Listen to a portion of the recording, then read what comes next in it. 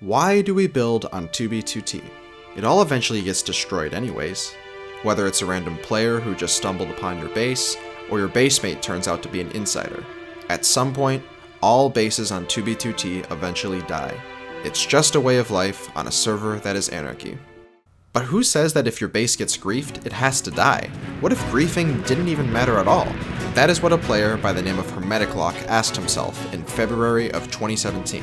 After leaving yet another base lost to griefers, the idea came to create a base where no matter how many times it gets griefed, the members will stay and rebuild something new on top of the ruins. This became known as the world-famous 2B2T spawn base. Like most new bases on 2B2T, Hermeticlock's spawn base started on a relatively clean slate. The site had no history of previous builds with any signs of griefing prior. But there were a few things that separated this base from others. It was extremely close to spawn, hence the name, and the base was completely open to the public. At the time, this was completely unheard of on 2B2T. Why would anyone even attempt to build a base without any effort put towards securing it? In fact, he actually posted videos to YouTube of the base with his coordinates showing on screen.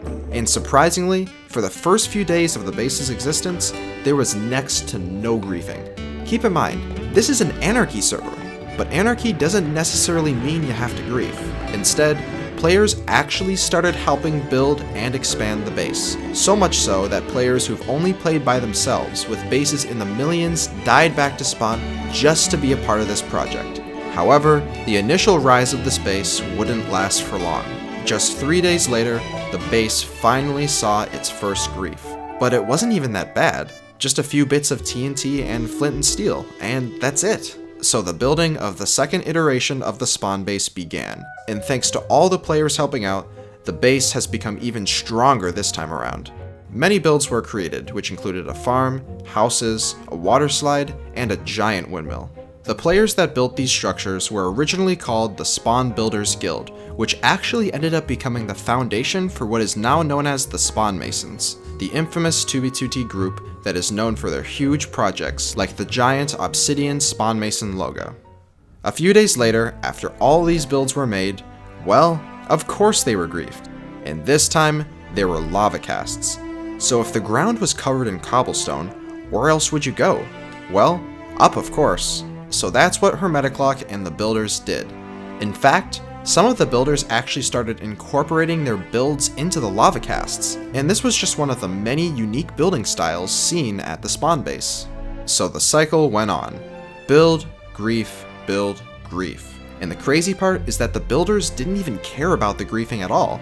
In fact, Hermeticlock was genuinely excited when he saw a new grief to the spawn base, because every time it was, he can start something new again. All of this, of course, was a completely new style of playing on 2B2T, as many of the server's builders build far, far away to help prevent griefing from happening in the first place. So what does the spawn base look like today? Well, let's head on 2B2T and take a look, shall we? Alright now, so I'm just approaching the spawn base, and oh my gosh, wow. At this point, it looks pretty darn griefed. I mean, oh my gosh.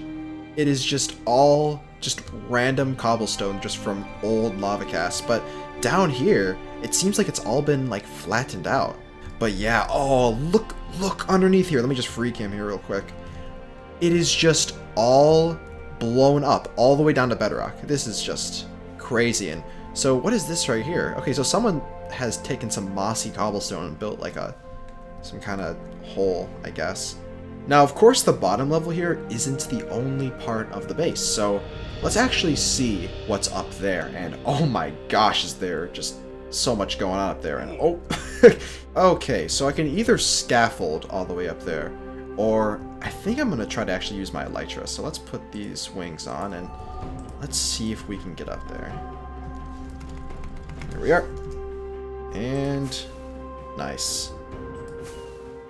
Alright, so that structure right there is some remnants of an old dinosaur skull that was built here ages ago. So let's take a better look at this. Let's try to fly down here. Oh, wait, never mind. The chunks weren't even loaded. This whole thing is still here, intact. Wow, that is insane. This thing survived through all the griefing. And here's another good look of just the whole spawn base. It is just destroyed. That is insane. Oh, there's a sign here. Let's see what this says. The Fortress of Gold awaits you. This way. We gotta see this Fortress of Gold. Alright. Where is this Fortress of Gold? Where... I gotta see where this is.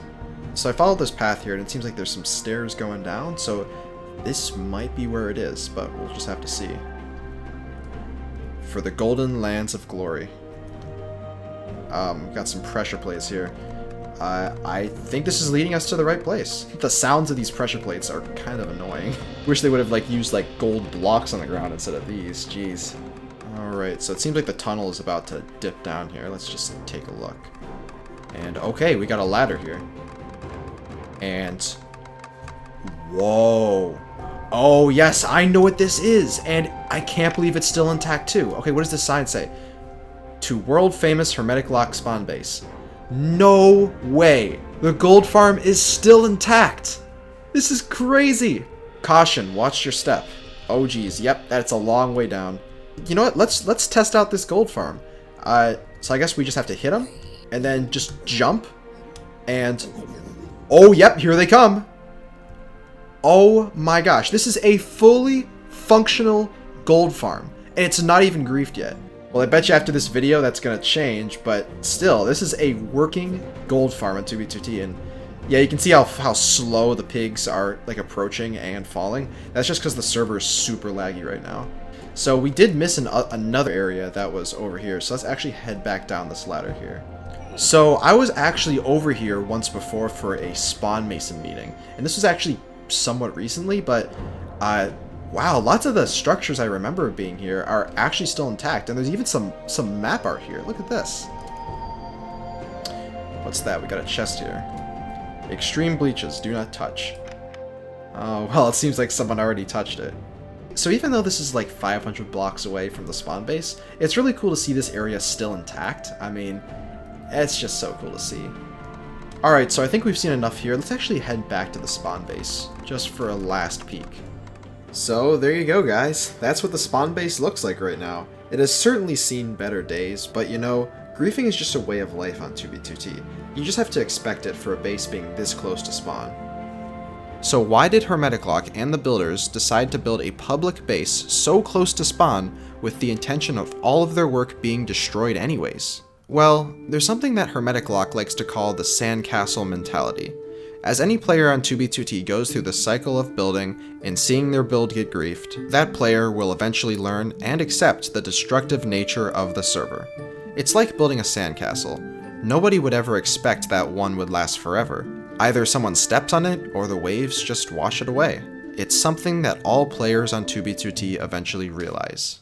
In conclusion, Hermetic Lock created the world-famous 2b2t spawn base solely based on the principles of the sandcastle mentality. He didn't build there expecting his work to last forever. He built there for the experience. And in the end, he didn't build physical structures.